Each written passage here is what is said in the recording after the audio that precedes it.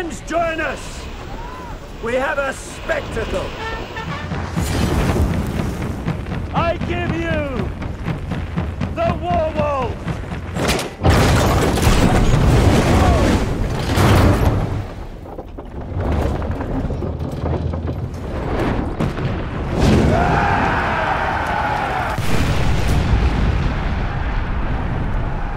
Also, it took 3 months to build, so I don't want to waste it. What's up, guys? It's Benny. This is the part of the show where the main characters fight, and the battle is back on between Elon Musk and Donald Trump. You know, Donald Trump now talking about deporting Elon Musk.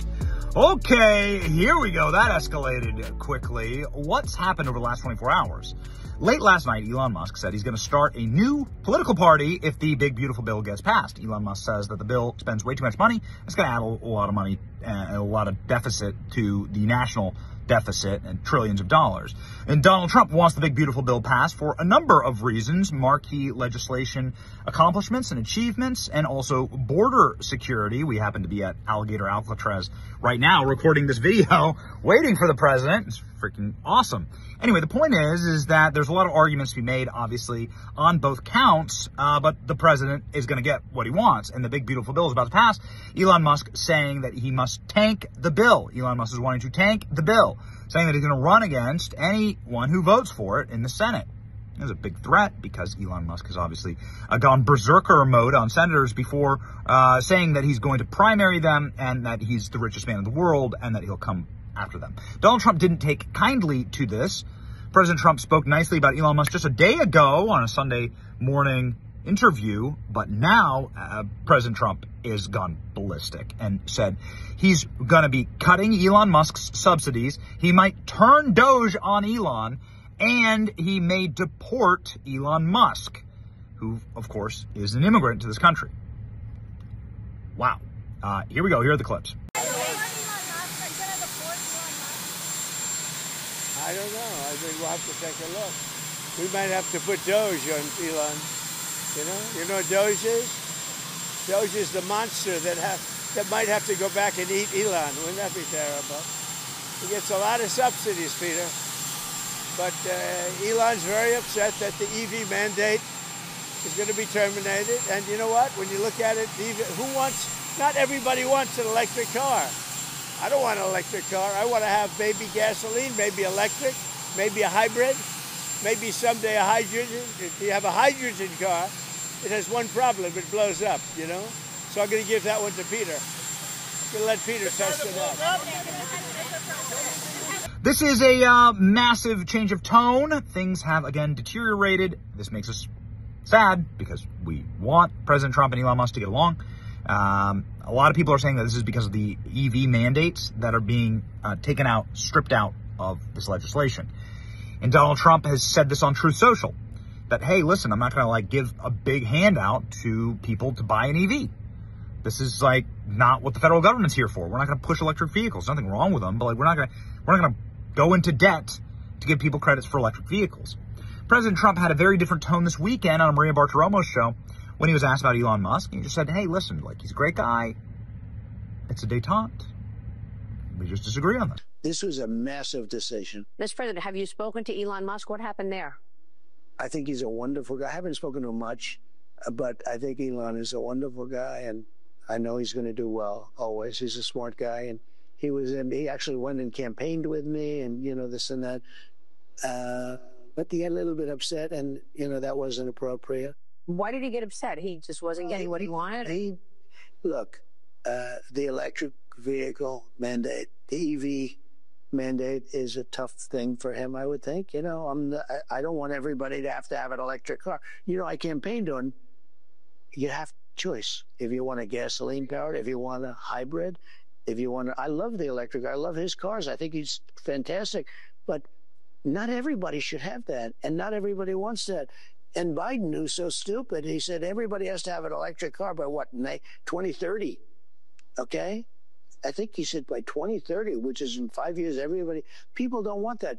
And how do you do that when you don't have enough electricity? You go to California, where they want everybody to have an electric car, and yet they have brownouts and blackouts every weekend. Mr. President, let me end on the big, beautiful. Unfortunately, that deterioration has happened at light speed And now we are here, ladies and gentlemen. Elon Musk is rage posting about the big, beautiful bill.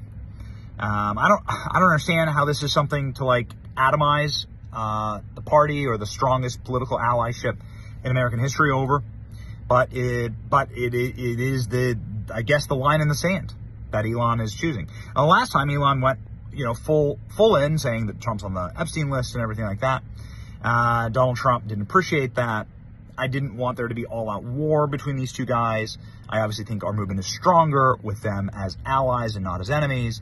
But unfortunately, here we are. Could Elon Musk be deported? Not a good idea, I would say. I hope that cooler heads can prevail and that people can, get back on the train here. Again, we're fighting evil. We're fighting literal demons. We're fighting darkness in our time. And Donald Trump didn't have signs at the RNC convention that said, balance the budget. That's not what the sign said. And that's something important. But the signs at the RNC convention said mass deportations now. And the big, beautiful bill is how you get it. It's Stephen Miller's dream legislation. And so we're going to be pushing for it. And we hope that Elon Musk, locks back in. And we think he'll come back around. That's what we think. All right? Let me know what you think in the comment section here at Alligator Alcatraz as we await President Trump. Well, maybe we'll ask him when he arrives. See ya. Today it's about a man named Elon, and he's one of the greatest business leaders and innovators the world has ever produced. He stepped forward to put his very great talents into the service of our nation, and we appreciate it. And I just want to say that Elon has worked tirelessly helping lead the most sweeping and consequential government reform program in generations. And the kinds of things that he's found and his people have found. He's brought a group of very smart people in, and they found things that are pretty unbelievable. I have to say that the numbers that we're talking about are substantial, but they're going to be very much more substantial with time, because many of the things that we're working on right now, we're going to have to remember Elon as we find them, but the numbers could double and triple because many things, we don't want to go out with them until we're sure, but we've found things that are unbelievably stupid and unbelievably bad. With the Department of Government Efficiency, Elon's delivered a colossal change in the old ways of doing business in Washington. DOGE has installed geniuses with an engineering mindset and unbelievably talented people and computers. I actually asked Elon one time, what's their primary thing? And they have a lot of primary things, all having to do with being smart. But he said the thing that they're really the best at is working with computers, so that they can't be outsmarted by somebody that's not so honest, that happens to also be good with computers, but not as good as these people. But the mindset in the senior ranks of every federal department, and it's really changed. And with Elon's guidance, they're helping to detect fraud, slash waste, and modernize broken and outdated systems. So as you know, we're talking about various systems and changing systems. And, sadly, it takes a long time to do that. You'll change, let's say, a system at IRS and computerize it properly, where the job can be done in 1/10 the time, but it takes sometimes years to rebuild those systems.